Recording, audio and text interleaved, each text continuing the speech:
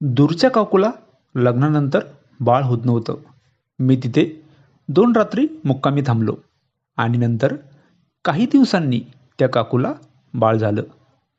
नमस्कार मित्रांनो, स्वागत आहे तुमचं आमच्या चॅनलमध्ये. तुम्ही जर अजून आमचं चॅनल सबस्क्राईब केलं नसेल तर प्लीज चॅनलला सबस्क्राईब नक्की करा. चुलत बहिणीच्या घराची घरभरणी होती. तिने नवीन घर घेतलं. माझे बाबा आणि मी तिच्या घरी गेलो होतो. चुलत बहीण तर खूपच दूर राहत होती. बाबा मला म्हणाले, तिकडे आपले खूप पाहुणे आहे. आपण तिकडे चाललो आहेस तर सर्वांना भेटून यायचं. मी आमची कार काढली आणि बाबांना घेऊन गेलो. चुलत बहिणीकडे एक दिवस आम्ही थांबलो होतो. तिथला घरभरणीचा कार्यक्रम झाला आणि आम्ही पुढे निघालो. 2 दिवस आमचे मुक्काम झाले आणि आता बाबा मला म्हणाले, अतुल, तुझे दूरचे काका राहतात समोरच्या गावात, त्यांना भेटून येऊ. आम्ही त्या काकाच्या घरी गेलो. बाबांनी माझी ओळख करून दिली. ते माझे खूप दूरचे काका होते. त्यांच्या लग्नाला 10 वर्षे झाली होती, तरी पण त्यांना अजून बाळ नव्हतं. काकू तर खूपच शांत स्वभावाची होती. काकू दिसायला तर सुंदर होतीच, पण खूप प्रेमळ पण होती. कारण मी दिवसभर तिथे होतो, तर काकूंनी मला कसलीच कमी पडू दिली नाही. काकू मला म्हणाली, आज रात्री तू आमच्या घरीच थांब. काका आणि काकू दोघे वेगळे राहत होते आणि बाकीचं कुटुंब वेगळं. रात्री आमचा तिथे मुक्काम होता. त्या गावात रात्री कसला तरी कार्यक्रम होता. माझे बाबा आणि बाकी सर्व त्या कार्यक्रमाला गेले.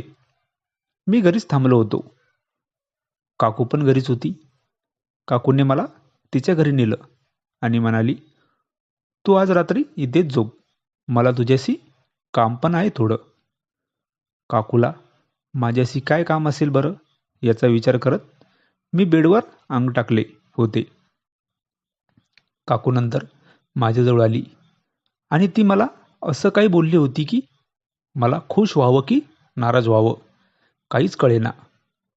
नंतर घरातील सर्व लाईट बंद झाली आणि काकूने अंधारातच माझ्यासोबत, जोपर्यंत घरचे सर्व बाहेर होते तोपर्यंत काकूने मला तर एकामागे एक मध्ये मला श्वास घ्यायला पण तिने फुरसत दिली नव्हती. नंतर काकू मला म्हणाली, ही गोष्ट फक्त आपल्यामध्येच राहिली पाहिजे.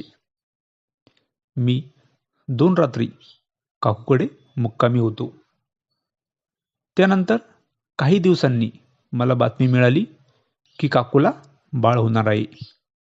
जे काका 10 वर्षामध्ये नाही करू शकले, ते मी फक्त दोन रात्री मुक्कामी राहून.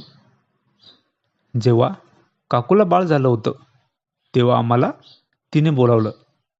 काकूने मला बघून मला मिठीच मारली होती आणि त्यानंतर तिचं आणि माझं नातं एका वेगळ्याच वळणावर आलं होतं. ही कथा पूर्णपणे काल्पनिक असून वास्तविक जीवनाशी काहीही संबंध नाही. ही कथा फक्त मनोरंजनासाठी आहे. मित्रांनो, कथा आवडल्यास व्हिडिओला पण लाईक करा आणि चॅनलला पण सबस्क्राईब करा. धन्यवाद.